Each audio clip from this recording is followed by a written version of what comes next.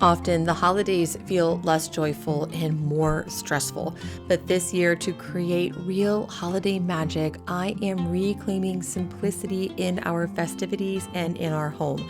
So join me today for a little simple holiday homemaking. About 5 years ago, when we moved into our house, I bought a bunch of new Christmas decorations. And at the time, I was pregnant with our first and only child. And I bought all these glass ornaments, not thinking at all how problematic that would be a few years down the line. So the last few years, I have had a Christmas tree ornament shortage because I cannot put those glass ornaments on our tree. But rather than going out and buying a bunch of new stuff, I am going to make some salt dough ornaments for our Christmas tree this year. And I'm going to couple this with a cookie and ornament decorating party that I am having at my house with a few kids. But before I invite a bunch of kids over to make ornaments, I need to make sure this works and that I kind of understand how to decorate them, because I can't think of anything worse than having a bunch of kids over and then having this be a complete fail. To make these salt dough ornaments, I am combining 1 cup of all-purpose flour, a half a cup of table salt, and about 1/3 of a cup of water, though I did add 2 more tablespoons of water to achieve the right consistency. You want that dough to be smooth, firm, but not sticky. So once it achieves that consistency, I am just rolling it out on a clean countertop. Now, my husband 3D printed these cute cookie cutters and stamps for me. I'm super lucky that he knows how to do that and has the 3D printer to do it here at home. But you can get cookie cutters and stamps like this on Etsy or even your local craft stores. And you can get as creative as you want with these, but I am keeping it pretty classic. But I am really obsessed with these super cute little English houses for the holidays. I think that one is so adorable. I wanted this stamp because I thought that having that outline would make it easier to decorate them later. You'll see in a minute that that was kind of true, but you can forego the stamp if you don't have that and just decorate them by hand, or you can just leave them plain. They are also cute that way. I've also seen some really cute ones with like little kids' handprints and thumbprints and stuff in them, so you can get as creative as you want. Now, I am baking these in the oven at 200 degrees Fahrenheit. The first batch, I did 30 minutes on the first side and 30 minutes on the second side. But the second batch, I did 30 minutes on the first side and 30 minutes on the second side 2 times. So for a total of 2 hours in the oven at 200 degrees Fahrenheit. And that definitely worked better than just 1 hour in the oven. Now, I am poking a hole in this with the key to our irrigation system. It's the only thing I could find. I'm sure my husband will love seeing that on YouTube. I would totally recommend using something like a straw for a better hole, but that still worked just fine. So use what you have around your house. Now that they are room temperature, I am experimenting with decorating these with puffy paint. I thought that would be a really fun way to decorate them. And it is cute, but I will say, I think the puffy paint is kind of a pain, especially for little kids. It's hard to control. There were some air bubbles, and that fine detail was pretty tricky to get.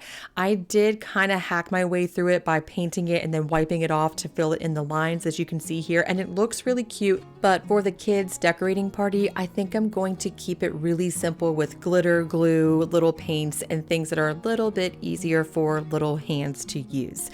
But either way, this is a really simple way and much more meaningful than running out to a big box store and buying some generic ornaments. These are lifelong memories. One of the ways I'm trying to simplify the holidays this year is by not doing anything new, but rather putting a festive spin on the things I do all the time anyway.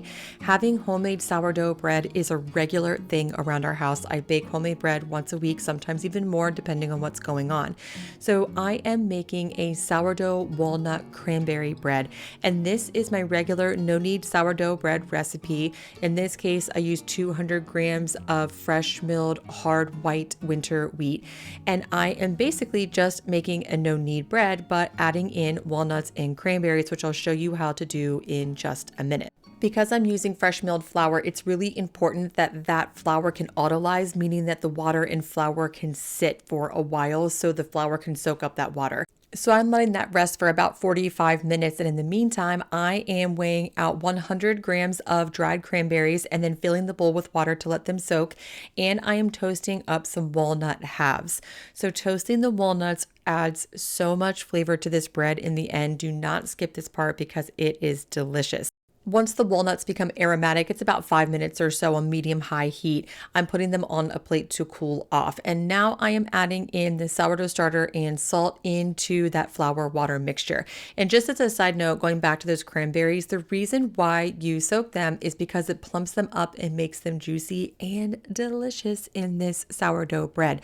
But also, we don't want the moisture from the bread going into the cranberries. We want to keep that high hydration to help create a really soft bread in the end. So pre-soaking them yields better flavor and better texture. Because this is my regular no-knead sourdough bread, I doubled up, and half of it I'm making a plain old loaf to use for sourdough stuffing, and then the other half I'm making this cranberry walnut bread. So I am splitting it up half and half, and I'd like to say I was 1 gram off from a perfect 50-50 split. I'm pretty impressed with myself. But before putting the inclusions in, I am doing 1 round of stretch and folds to help that dough build just a little bit of strength so it can hold the weight of the walnuts and the cranberries.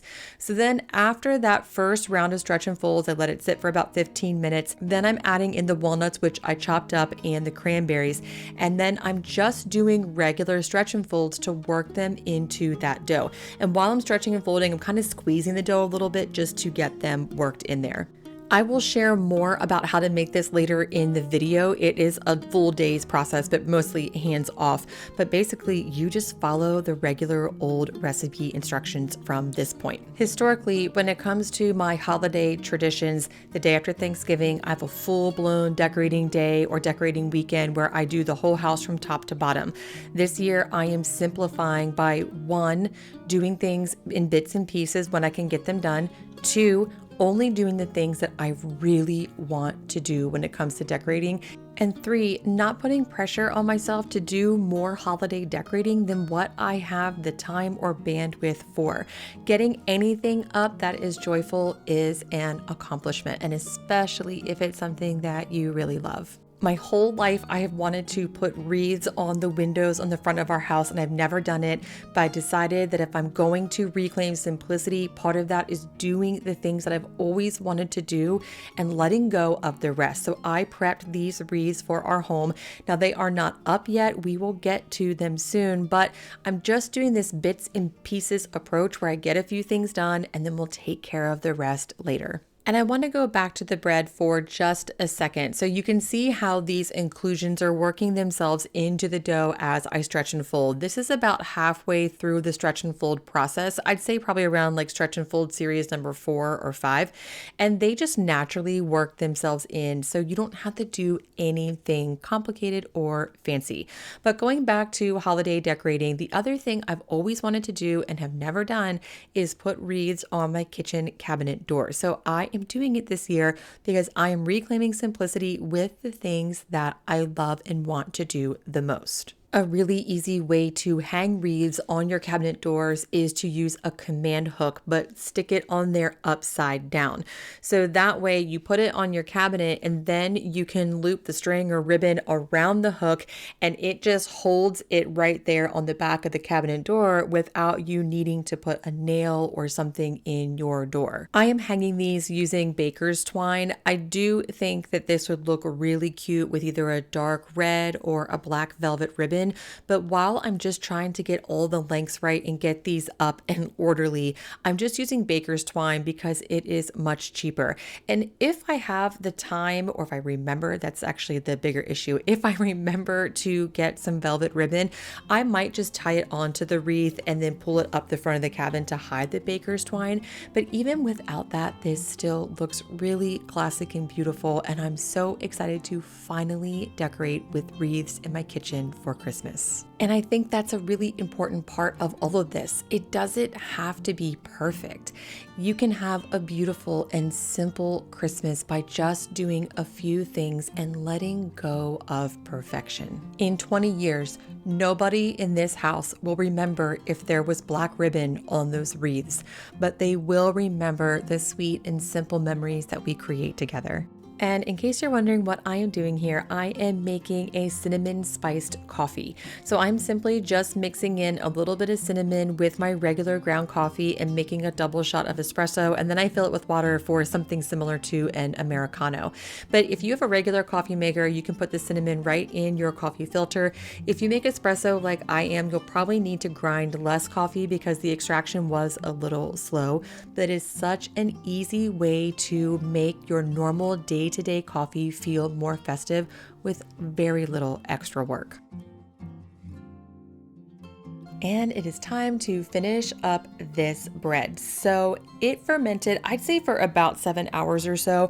One thing I did not mention is that I used completely unfed sourdough starter. It had been in my fridge for like 5 or 6 days without being fed. That will definitely work, but it takes longer to ferment. So I ended up putting it in my proofing box to speed up the process. So now that it has doubled in size and starting to dome on top, I'm just shaping it, letting it rest for about 20 minutes. And now I am putting it in Banneton baskets and I am stitching the dough. So this is where you pull opposite ends and pull them across and pinch it together along the length of the dough. And what that does is it creates more surface tension. And I have experimented lately with stitching the dough twice, meaning I stitch the full length of the dough and then I fold and pinch over the short ends, and then I go back and stitch the full length of the dough one more time. And that has worked really well for me. I think it's definitely worth trying. And you can see after cold proofing overnight and then baking, this bread is beautiful. It is so good. And my husband and I had this revelation today that this would make the best sausage and cranberry walnut stuffing. So I'm going to work on that recipe and hopefully have one for you soon. I hope this video today has offered you some inspiration to reclaim simplicity in your holidays at home. And most importantly, to really dial in how can you make the things you're already doing feel festive, and how can you just scale it back and do the things that you love the most. If you found this video helpful, I recommend signing up for the email list. When you join, I will send you all of my videos, blogs, tutorials, sourdough recipes, and more directly to your inbox. Thank you so much for stopping by today. I hope you are having the most beautiful and simple holiday season, and I will see you again next time.